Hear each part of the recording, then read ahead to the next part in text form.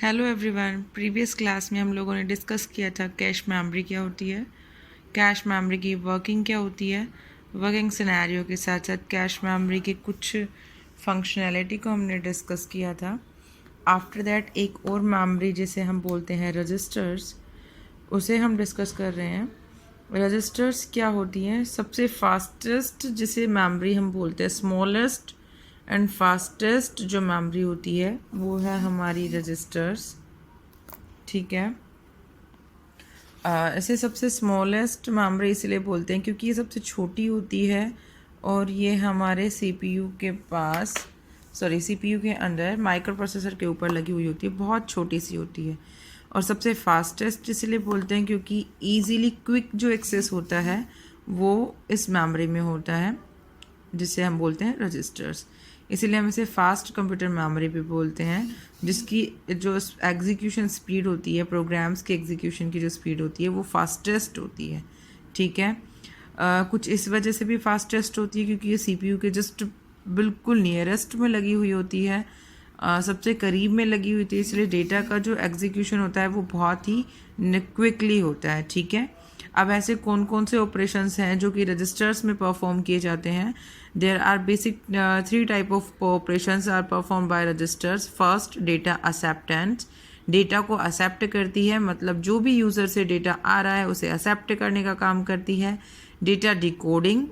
Decoding और encoding दो secure format के डेटा के फॉर्मेशन होता है, जिसमें क्योंकि जो नॉर्मल टाइप का जो डेटा होता है वो कंप्यूटर अंडरस्टैंड नहीं कर पाता है, इसलिए उसको एक मीडिएटर लैंग्वेज में कन्वर्ट किया जाता है। इस कंप्लीट प्रोसेस को डिकोडिंग और एनकोडिंग बोलते हैं। तो डेटा का डिकोडिंग भी रजिस्टर्स कंप्लीट करते हैं। आफ्टर दैट जो फाइनल स्टेज इसकी आती है उसे हम बोलते हैं एग्जीक्यूशन, मतलब इनपुटिंग आने के बाद, डेटा को डिकोड करने के बाद जो फाइनली हमारा डेटा होता है वो एग्जीक्यूट होता है किसमें?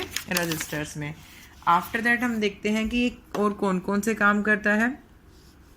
बेसिकली अगर हम सिंपल सुने तो जैसे हम लोगों के रजिस्टर्स होते हैं, सेम वही वर्क है, डेटा का स्टोर करने का।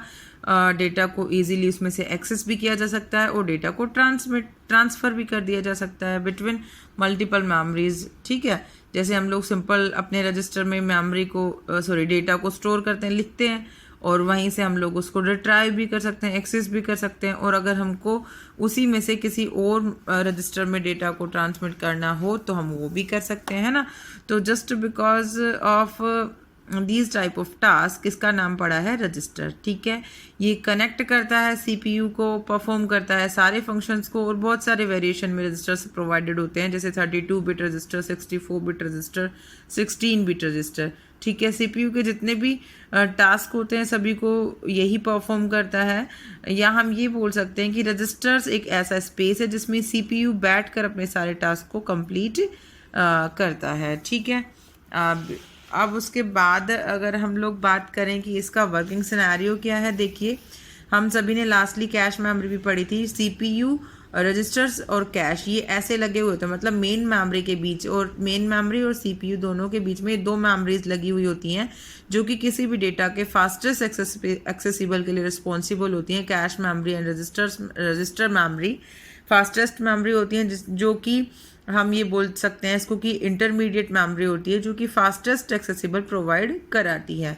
मेन मेमोरी से कोई भी डेटा जाता है वो पहले कैश में जाता है, फिर रजिस्टर में जाता है, रजिस्टर्स को एएलयू में ट्रांसमिट करता है, और एएलयू से वो सीयू के पास जाता है। सीयू अगर उसको कंट्रोलिंग करता है, एएलयू उसके फंक्शनिंग को परफॉर्म करता है, वापस से वो रजिस्टर्स में एग्जीक्यूट होकर आता है और कैश मेमोरी से मेन मेमोरी में जाता है, और उसके साथ साथ में आईओ डिवाइसेस के साथ में वो हम तक डिस्पैच कर दिया जाता है। ये कंप्लीट वर्किंग होती है रजिस्टर्स की।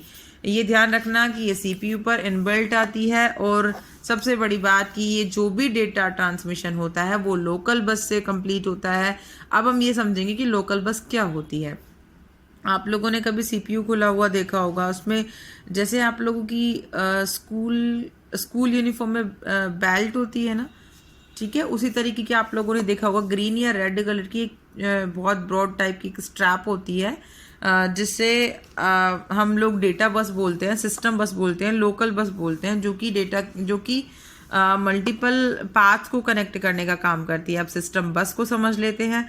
द सिस्टम बस is a electronic pathway composed of connecting cables that connect the major components of the computer system.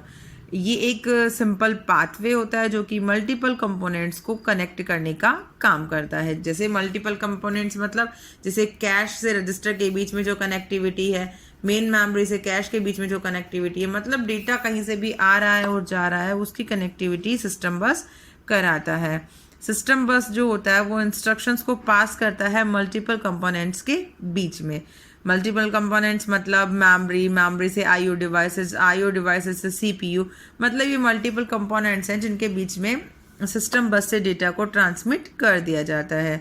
ये हमारा ब्लॉक डायग्राम है जिससे आपको समझ में आएगा कि 3 बसें बनाई हुई हैं, control bus, address bus and data bus, और तीनों ही बसें सीपीयू, मेमोरी और आईओ डिवाइसेस के बीच में अपने आप के सेल्फ के सेपरेट टास्क को कंप्लीट करती हैं.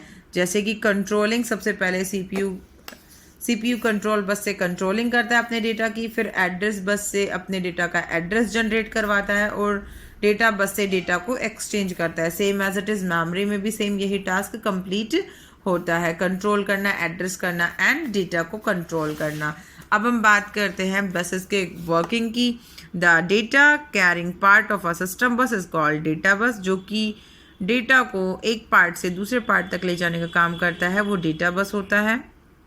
कंट्रोलिंग इंस्ट्रक्शंस, सिस्टम से रिलेटेड जितने भी पार्ट्स के ऊपर उसके आईओ डिवाइसेस पर जो भी कंट्रोलिंग परफॉर्म होती है वो कंट्रोल बस करती है. मेमोरी एड्रेस, किसी भी मेमोरी का फ्रेगमेंटेशन करने के बाद में मेमोरी का जो एड्रेस प्रोवाइड कराया जाता है वो मेमोरी बस कंप्लीट करती है.